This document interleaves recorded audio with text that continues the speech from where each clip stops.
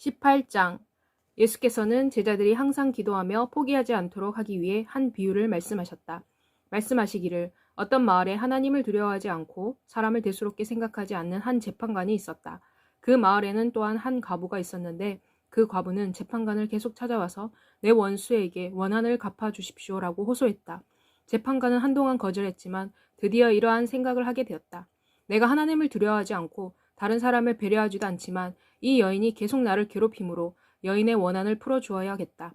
그렇지 않으면 내가 지칠 때까지 과부가 계속 찾아와서 나를 괴롭힐 것이기 때문이다.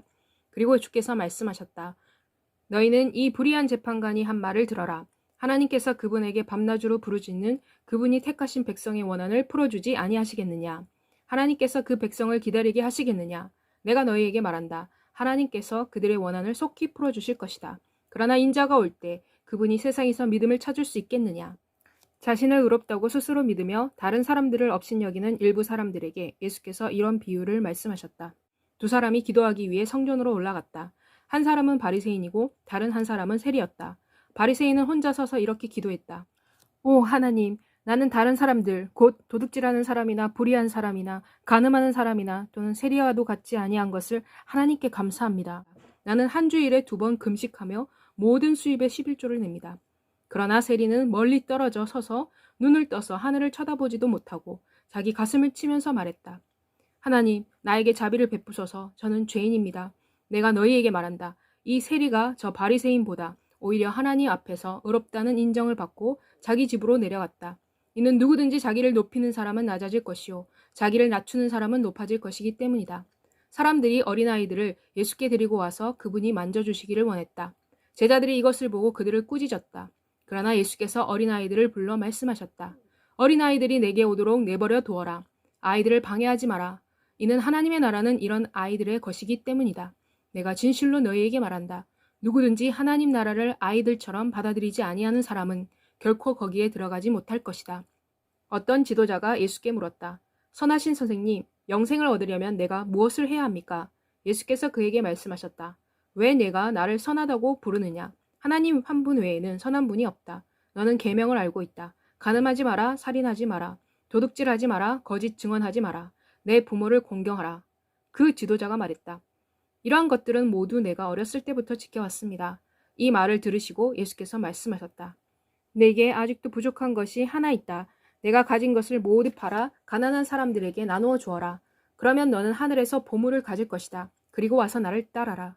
그러나 이 지도자는 이 말을 듣고 매우 슬퍼했다. 이는 그가 매우 부자였기 때문이었다. 예수께서 그를 쳐다보시고 말씀하셨다. 부자가 하나님 나라에 들어가는 것이 얼마나 어려운 일이냐. 부자가 하나님 나라에 들어가는 것보다 낙타가 바늘귀로 들어가는 것이 더 쉽다. 이 말씀을 들은 사람들이 말했다. 그러면 누가 구원을 받을 수 있습니까? 예수께서 말씀하셨다. 사람으로는 할 수 없는 일도 하나님으로는 할 수 있다. 베드로가 예수께 말했다. 보십시오. 우리는 가진 것을 모두 버리고 주를 따랐습니다. 예수께서 그들에게 말씀하셨다. 내가 진실로 너희에게 말한다. 하나님 나라를 위해 집이나 아내나 형제나 부모나 자식을 떠난 사람 중에는 현세에서 몇 갑줄로 받지 못하거나 또는 오는 세상에서 영생을 받지 못할 사람이 없을 것이다. 예수께서 12 제자들을 곁에 불러놓고 그들에게 말씀하셨다. 우리는 지금 예루살렘으로 올라가고 있다. 예언자들이 인자에 관해 기록한 모든 것들이 그곳에서 이루어질 것이다. 이는 그분이 이방 사람들에게 넘겨져 조롱과 모욕을 당하며 침뱉음을 당할 것이기 때문이다. 그리고 이방인들은 그분을 채찍질한 후에 죽일 것이다. 그러나 그분은 3일째 되는 날에 다시 살아날 것이다. 그러나 제자들은 이 말씀을 조금도 이해하지 못했다. 이 말씀의 뜻이 그들에게 숨겨져 있었으며 그들은 예수께서 하시는 말씀을 깨닫지 못했다. 예수께서 여리고에 가까이 이르셨을 때 한 장님이 길거리에 앉아 구걸하고 있었다. 장님이 많은 사람들이 지나가는 것을 듣고 무슨 일이 일어나고 있는지 물었다. 사람들이 말했다. 나사렛 예수가 지나가고 있다. 그는 소리쳤다. 다윗의 자손 예수여, 나를 불쌍히 여기십시오. 앞장서 가던 사람들이 장님을 꾸짖고 조용히 하라고 했다. 그러나 그는 더 큰 소리로 외쳤다.